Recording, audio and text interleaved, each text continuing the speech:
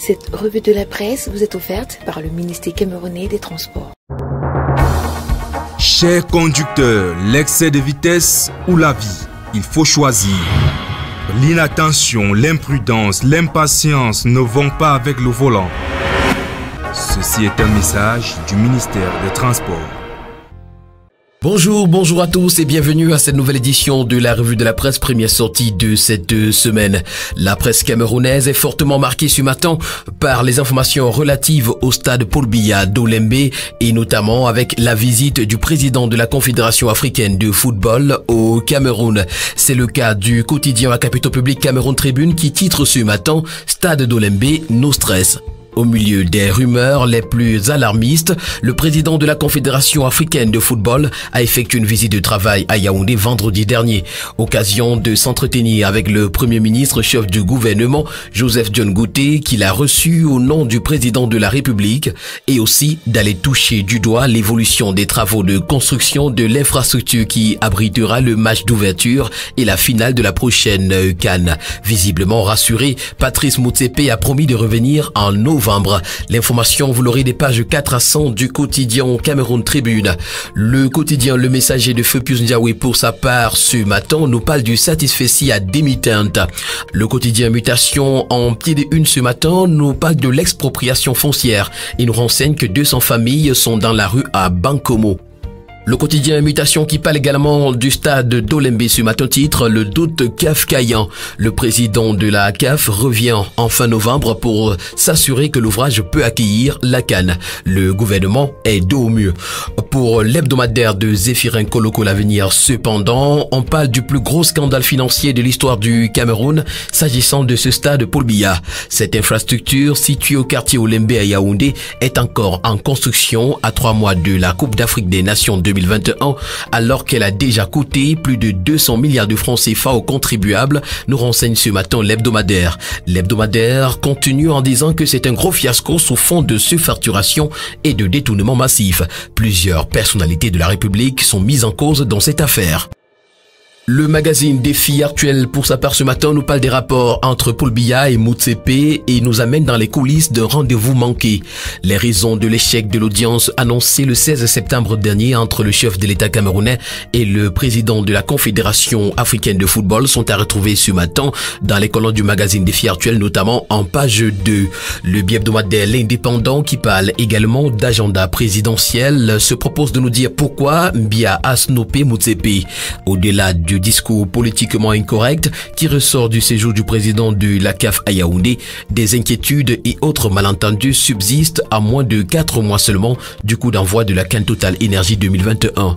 Jusqu'à date, l'accord cadre n'a pas encore été signé entre le pays hôte et la Confédération africaine de football en prélude à cet événement.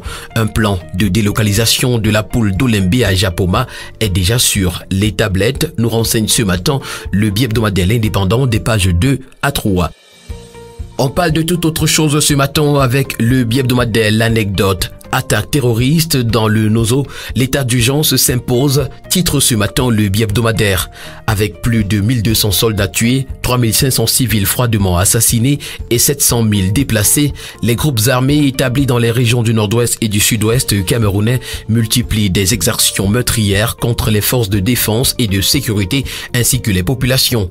La récurrence des frappes de ces assaillants, possédant de plus en plus une artillerie lourde, nécessite des mesures fortes du gouvernement en vue d'éradiquer cette menace qui sème terreur et désolation au quotidien. Le quotidien Essingan, pour sa part, titre ce matin « Attentat terroriste contre les forces de défense, avis de riposte ». Alors que l'État a réussi le retour à l'école des enfants dans les régions du nord-ouest et du sud-ouest en cette veille du 1er octobre, les miliciens multiplient des embuscades et attentats contre les troupes mobilisées sur le terrain dans l'optique de déstabiliser le dispositif spécial mis en place pour protéger les établissements scolaires. Une stratégie qui appelle une réponse musclée de l'armée. Les échos de la rentrée dans le département de la Momo sous la houlette du préfet Nikes Fouda Itaba sont à retrouver ce matin dans les colonnes du quotidien Abidjan et Singan. Le quotidien Vert Émergence, pour sa part, s'agissant également de cette guerre dans le Nozo, pense qu'il faut un vrai dialogue. 15 soldats ont trouvé la mort de manière tragique dans ce conflit jeudi dernier. Alors que l'armée et les régions en crise paient de plus en plus un lourd tribut, il est temps d'engager des négociations. Le quotidien Émergence parle également de justice ce matin en petite une et nous renseigne que ça grogne chez les greffiers. Le quotidien L'Info à chaud, qui est également en kiosque ce matin, nous parle du concert de Valsero à Paris et titre « Concert meeting Valsero Paris, le zénith de la dissonance ». L'information, vous l'aurez en page 2. Et puis en petite une ce matin, le quotidien s'interroge. Abus de fonction à Yaoundé. Le maire de la ville détruit l'immeuble occupé par une institution diplomatique. L'information, vous l'aurez en page 5. On a un nouveau président à la tête de Bamboutos FC de Bouddha. Nous renseigne également le quotidien L'Info à chaud qui parle de football ce matin. La Voix du Centre, pour sa part, qui revient sur le concert de Valsero au Zénith de Paris, nous présente cela comme le défi du général à Paul Biya. Le rappeur camerounais, très engagé, s'est offert un spectacle inédit au Zénith de Paris samedi dernier. C'est dans une salle de plus de 7000 personnes que le général Valsero a dénoncé la mauvaise gouvernance au Cameroun et il a également saisi cette occasion pour lancer un appel au retour à la paix dans les régions anglophones du Cameroun. C'est le dialogue public-privé qui intéresse ce matin l'hebdomadaire Ecofinance.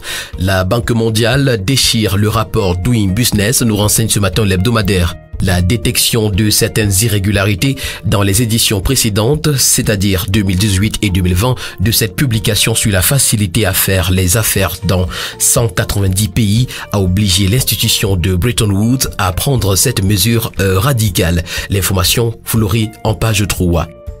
Pour le quotidien L'économie, on parle de la relance économique post-Covid-19. Les propositions des patrons d'Afrique centrale sont à retrouver ce matin à la grande une du quotidien.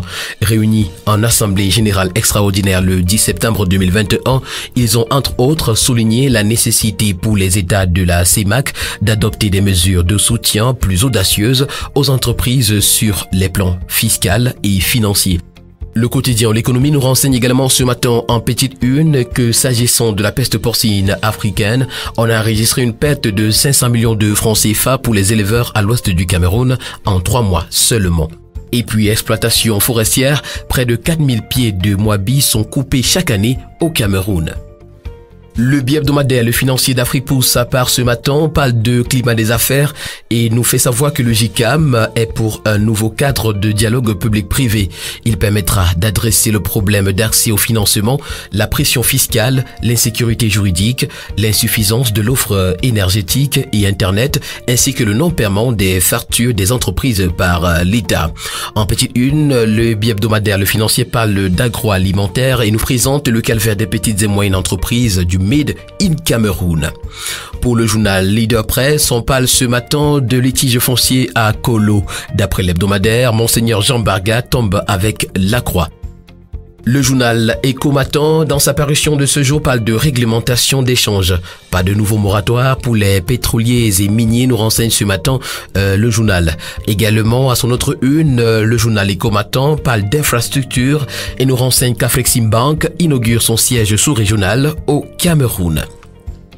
S'agissant de l'alternance politique au Cameroun, la Voix des jeunes nous parle de la forte mobilisation des franquistes en France. Le mouvement citoyen des franquistes pour la paix et l'unité au Cameroun, le MCFP, dépose ses valises en France avec pour objectif la conquête de tout l'espace européen.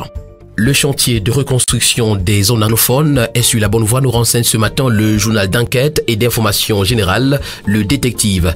C'est la principale leçon à tirer à l'issue des travaux de la 3e session du comité de pilotage sur le plan présidentiel de reconstruction et de développement des régions du Nord-Ouest et du Sud-Ouest, travaux présidés le 16 septembre dernier par Balongeli Confiance Ebouné, président du dit comité.